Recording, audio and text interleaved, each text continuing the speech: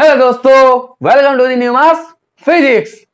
तो आज हम स्टार्ट करने वाले एक टॉपिक वीकली मोटिवेशन का, टॉपिक नंबर 2, जिसका नाम है how to get 95% marks in physics.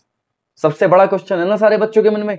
अधिकतर बोर्ड की तैयारी करने वाले बच्चों के मन में, ये मैक्सिमम बच्चों के मन में ये क्वेश्चन रहता है कि 95 प्लस मार्क्स कैसे आए, टॉपर कैसे बना जाए फिजिक्स में, क्या पढ़े, कहां से पढ़े, कैसे पढ़े कि 95% मार्क्स आ जाए हमारे फिजिक्स पे।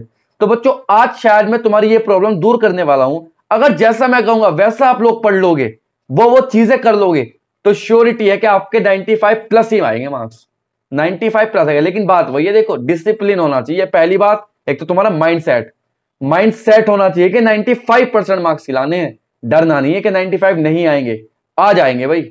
लाते हैं टॉपर्स, 100 में से 100 भी लाते हैं। मैं तो 95 की बात कर रहा हूं ना केवल। पहले तो माइंड सेट कि भाई 95 लाने हैं, बात खत्म, लाने तो लाने हैं। दूसरी बात डिसिप्लिन। अगर एक बार कह दिया कि फिजिक्स इतने घंटे से इतने घंटे पढ़ना है और ये पढ़ना है, तो वही पढ़ना है फिर, और वैसे ही पढ़ना है। एक दिन की भी चीटिंग चलेगी नहीं। अगर खुद से डिसिप्लिन हो तभी ये वीडियो देखना जो चाहते हो एक्चुअल में। अगर यही है ना कि वीडियो देखो आगे बढ़ो, तो बेकार है देखनी वीडियो तभी देखना जब दिल में कुछ करने की इच्छा हो, मोटिवेशन हो अंदर। ठीक है ना, कि हाँ भाई मैं कर सकता हूं, मैं 95% मार्क्स ला सकता हूं। बताएगा कौन कैसे आएंगे? मैं खड़ा हूं ना यार। विश्वास कर लो एक बार, बस एक्सपीरियंस से कह रहा हूं, विश्वास कर लो, ले आना, ले आओगे भाई। अगर विश्वास कर लोगे और जैसा मैं बताऊंगा वैसा करोगे तो 100% 95% मार्क्स ले आओगे। ठीक। पहली बात डिसिप्लिन। डिसिप्लिन कैसे क्रिएट करे, पढ़ाई में मन कैसे लगा, ये वीडियो देखनी हो तो ऊपर आई बटन दिया है, वो वीडियो देख लेना, कोई दिक्कत वाली बात नहीं है। 95 मार्क्स लाने के लिए करना क्या होगा?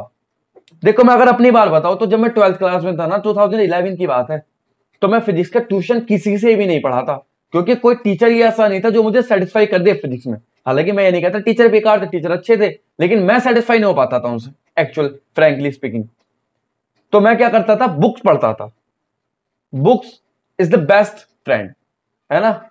Books are the best friend of a student, या किसी भी व्यक्ति के लिए बुक से अच्छा मित्र कोई हो ही नहीं सकता, ये तो सब जानते हैं ना। तो बुक्स पढ़ता था भाई। बुक्स पढ़ता कैसे था, मैं यूपी बोर्ड का स्टूडेंट था, है ना। कुमार मित्तल की बुक आती थी फिजिक्स की, जो यूपी बोर्ड वाले बच्चों को ना पता होगा, कुमार मित्तल की फिजिक्स की बुक आती थी। वो कुमार मित्तल की बुक में लाइन टू लाइन पढ़ता था, उसके बाद उसके एग्जाम्पल सॉल्व किए, उसके बाद क्वेश्चन पे पहुंचता था। तब जाकर के मैंने फिजिक्स की तैयारी की थी, और भगवान की कृपा से फिजिक्स में मेरे ठीक ठाक मार्क्स आए थे, अच्छे मार्क्स आए थे मतलब। और नॉलेज भी आज इतनी है कि आप लोगों को सेटिस्फाई कर सकता हूं। आप ये नहीं सोचोगे मेरे बारे में कि ये टीचर बेकार है, सेटिस्फाई नहीं कर पा रहा। मैं ऐसा होने नहीं दूंगा कि आप सेटिस्फाई ना हो। भले ही मैं हो जाता था, मतलब मैं सोच लेता था कि यार ये टीचर मुझे सेटिस्फाई नहीं कर पा रहा, मैं किसी भी पॉइंट पे ऐसा नहीं होने दूंगा कि आपको सेटिस्फाई ना कर पाओ। ठीक। अब मैं बात करता हूं फिजिक्स में 95 मार्क्स लाएंगे कैसे, कौन सी बुक पढ़नी चाहिए कि 95 मार्क्स आए। तो देखो मैं बताता हूं कौन सी बुक पढ़नी चाहिए और कैसे पढ़नी चाहिए। सबसे पहली बात अगर मैं करूं, रिक्वायरमेंट या required material, requirements. Number first, notes होने चाहिए। किसके? कोचिंग के हो जहां तुम पढ़ रहे हो, या किसके हो, सेल्फ नोट्स, वीडियो देख करके जो बनाया हो मेरी, सेल्फ नोट्स। ठीक, कोई दिक्कत नहीं। उसके बाद तुम्हारे पास एक बुक होनी चाहिए एनसीईआरटी, एनसीईआरटी फिजिक्स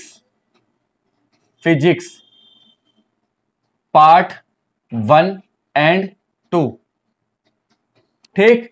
उसके बाद तुम्हारे पास क्या होना चाहिए, उसके बाद होनी चाहिए book NCERT exemplar. NCERT exemplar एक ये बुक आती है, प्रॉब्लम होती है इसके अंदर केवल फिजिक्स के, एग्जाम्पलर।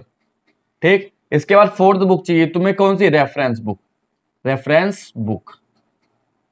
अब रेफरेंस बुक कौन सी चाहिए? चाहे तुम एसएल अरोरा ले सकते हो और मॉडर्न एबीसी ले सकते हो।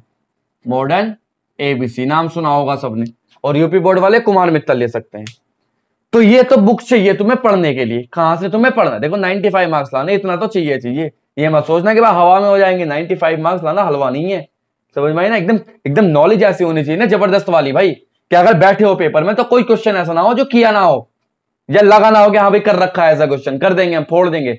बस फोड़ना है ना, तो पहले अपना आपको उस लेवल का बनाना पड़ेगा। ठीक, तो ये चीजें तुम्हें चाहिए ही चाहिए। इन्हें पढ़ना कैसे है, इन्हें पढ़ना कैसे? मान लो तुम पढ़ने बैठे chapter number 1, charges and electric field. Charges and electric field, वो इलेक्ट्रिक चार्जेस एंड फील्ड क्या है? Electric charges and field. ये पहला चैप्टर पढ़ने बैठे। करना क्या? सबसे पहले नोट्स पढ़ो कोचिंग के। कोचिंग के नोट्स की सारी थ्योरी फुल्ली एक्सप्लेन करके लिखी होगी तुमने, उसे ढंग से देखो या वीडियोस लेक्चर देख लो। उसके बाद मान लो तुम ये चैप्टर के न्यूमेरिकल करने वाले हो। देखो फिजिक्स कैसे स्ट्रांग होगा न्यूमेरिकल से? भाई न्यूमेरिकल पोर्शन स्ट्रांग है तो फिजिक्स स्ट्रांग है। और न्यूमेरिकल पोर्शन कैसे स्ट्रांग होगा? कॉन्सेप्ट स्ट्रांग होने से। कॉन्सेप्ट स्ट्रांग कैसे होगा? थ्योरी पढ़ने से। आई बात समझ में नहीं? तो ढंग से, अगर ढंग से जबरदस्त करके पढ़ोगे ना कॉन्सेप्ट थ्योरी, तो न्यूमेरिकल हर एक सॉल्व होगा। कोई ऐसा न्यूमेरिकल नहीं होगा जो तुम सॉल्व ना कर पाओ। तो अगर मैं बात करूं तो सबसे पहले क्या करो? फॉर्मूले लिखो उस चैप्टर के, फॉर्मूले और इंपोर्टेंट नोट्स, फॉर्मूले एंड की पॉइंट्स। की पॉइंट्स और फॉर्मूले लिखो पहले एक A4 साइज की शीट पे। सबसे पहला काम, इलेक्ट्रिक चार्ज और फील्ड की बात चल रही है, अगर तुम मान लो पहला चैप्टर ले लिया हमने, तो सबसे पहले इस चैप्टर से रिलेटेड सारे फॉर्मूले, एक छोटे से छोटा फॉर्मूला भी नहीं बचना चाहिए जो सिलेबस में है। उसके बाद कुछ इंपॉर्टेंट पॉइंट्स जैसे सेम चार्जेस क्या रिपेल है ना, और अनलाइक चार्जेस अट्रैक्ट, इस टाइप के की पॉइंट्स लिख लो। ठीक, उसके बाद एनसीईआरटी एक्सरसाइज, एनसीईआरटी बुक खोलो। एनसीईआरटी बुक खोल करके सारे एग्जाम्पल कर दो, सारे के सारे एग्जाम्पल कर दो उस चैप्टर के, बिना देखे। कोशिश करो बिना देखे एग्जाम्पल हो जाए।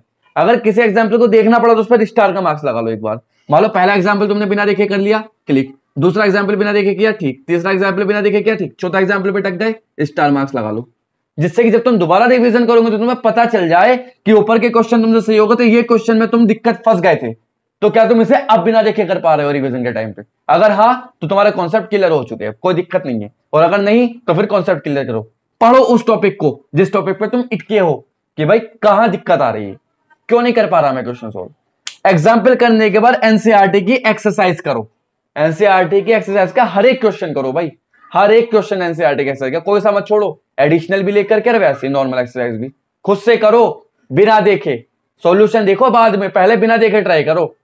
और जो क्वेश्चन हो गए वो तो अच्छी बात, राइट का टिक लगा दो, और जो क्वेश्चन नहीं हो उन पे स्टार मार्क्स लगा दो। ठीक, कोई दिक्कत नहीं। उसके बाद जब ये चीजें कर लो, उसके बाद आओ एनसीईआरटी एग्जाम्पलर। ये स्टैंडर्ड बुक है भाई, इसके क्वेश्चन का लेवल ही अलग है। ऐसा नहीं कि हलवा क्वेश्चन है। जब एनसीईआरटी एक्सरसाइज ईमानदारी से कर लोगे ना, तब एनसीईआरटी एग्जाम्पलर छूना, वरना छूना नहीं है, वरना मत छूना, बेकार हो जाओगे सब। फिर उसके बाद एनसीईआरटी एग्जाम्पलर। एनसीईआरटी एग्जाम्पलर के सारे क्वेश्चन करो, सारे क्वेश्चन अपने आप से देखो। उसमें एमसीक्यूज भी है ना, और उसके अंदर सब्जेक्टिव भी है, इसके अंदर अजम्पशन रीजन भी है, हर टाइप के क्वेश्चन है। इसे थोरोली सॉल्व कर दो बढ़िया करके अच्छे से। अब आती है रिवीजन की बात। रिवीजन कैसे करना है? क्योंकि देखो एक बारी में करने पे कोई बच्चा कोई भी किसी भी सब्जेक्ट में नॉलेज गेन नहीं कर सकता। एक बारी पढ़ोगे तो तुम्हें समझने में ही टाइम लगेगा उसे। जब तक तुम किसी चीज को 2 से 3 या 4 बार 4-5 बार ना रिपीट कर दो, तब तक तुम कॉन्फिडेंट नहीं होगे उस सब्जेक्ट में। कम से कम 5 बार ये सारी बुक्स उंगलियों के नीचे से निकल जानी चाहिए। ऐसे अपने आप को डिसिप्लिन कर लेना। आई बात समझ में? तो कम से कम 5 बार। ठीक, उसके बाद तुम्हें लगेगा कि हाँ भाई फिजिक्स कोई सब्जेक्ट, और मैं फिजिक्स के बारे में नॉलेज रखता हूं, मुझे पता है फिजिक्स क्या चीज है। उसके बाद जरूरत पड़ी तो रेफरेंस बुक छू लेना, वरना जरूरत नहीं है रेफरेंस बुक की। कोई न्यूमेरिकल करना, क्योंकि सारे न्यूमेरिकल इन्हीं के रेफरेंस बुक में भरे होते हैं। रेफरेंस बुक की बात मैंने क्यों की थी? कोई थ्योरी पढ़नी हो तो थ्योरी पढ़ने के लिए रेफरेंस बुक का सारा ले सकते हो। मान लो किसी नोट्स में या सेल्फ नोट्स में तुम्हारा कोई टॉपिक छूट गया, तो रेफरेंस बुक से देख लो वो टॉपिक, और सिलेबस में है और नोट्स में छूट गया तो रेफरेंस बुक से देख लो, चेक कर लो, उसके बाद फिर से सॉल्व करो। ये आ रही बात समझ में? तो ऐसे सॉल्व करना है। मैं भी देखूं कैसे नहीं आएंगे 95 मार्क्स। अगर तुम ईमानदार हो ना अपने प्रति और डिसिप्लिन हो, तो 95 क्या 96, 97, 100 में से 100 भी आ जाएंगे। यही बुक सफिशिएंट है। एनसीआर जो एनसीईआरटी है ना, जो सीबीएसई है, वो भी यही रिकमेंडेड करती है। लिखा रहता है सीबीएसई की साइड पर रिकमेंडेड बुक्स एनसीईआरटी और एनसीईआरटी एग्जाम्पलर। सिंपल सी बात है, इससे बाहर पेपर नहीं बनता। कॉन्सेप्ट खतरनाक वाले होने चाहिए। और कैसे होंगे कॉन्सेप्ट खतरनाक? जब तुम ढंग से पढ़ोगे, डिसिप्लिन में पढ़ोगे, और पढ़ना पड़ेगा भाई, बिना पढ़े काम नहीं चलेगा। कितना ही कुछ कर लो, ऐसा नहीं होता कि मैंने इतने अच्छे लेक्चर दे दिए, तुम्हें पढ़ा भी दिया और तुम उठ करके बस साहब नोट्स नहीं बनाए, पढ़ लिए। तुम लेक्चर वीडियो बंद करते सब भूल जाओगे, सब चीजें दिमाग से निकल जाएगी। ह्यूमन साइकोलॉजी होती है, मैं कितनी अच्छा पढ़ा लूं या कितनी खराब पढ़ा लूं, वीडियो बंद करते सब चीजें दिमाग से निकल जाएगी। अच्छा तरीका होता है चीजों को सुनो, नोट्स बनाते चलो, और वीडियो बंद करने के बाद उस नोट्स को दोबारा रिवाइज करो। आ रही बात समझ में, तब जाके होता है। और हाँ एक बात और, सिलेबस मत भूल जाना, सबसे पहले सीबीएसई का सिलेबस डाउनलोड करना 12th क्लास का, वो टॉपिक देना कौन कौन से टॉपिक आएंगे पेपर में, मतलब कौन कौन से टॉपिक है सिलेबस में, उन्हीं टॉपिक को तैयार करना, फालतू नहीं पढ़ना है कुछ भी। फालतू पढ़ के जो चीज नहीं आनी पेपर में उसे पढ़ के क्या करेंगे हम, हमें होना है बढ़िया नंबर लाने हैं, ठीक है, हमें पीएचडी नहीं करनी फिजिक्स में, हमें नंबर लाने हैं बस। और नंबर कैसे आएंगे, सिलेबस के अकॉर्डिंग चल के, सिलेबस से बाहर कोई चीज नहीं आएगी। आ गई बात समझ में। तो ऐसे अपने आप को अब ऐसे फिजिक्स को पढ़ो कि मिसाल बना दो, ढंग से पढ़ना, ठीक है। तब तक के लिए ऑल द बेस्ट।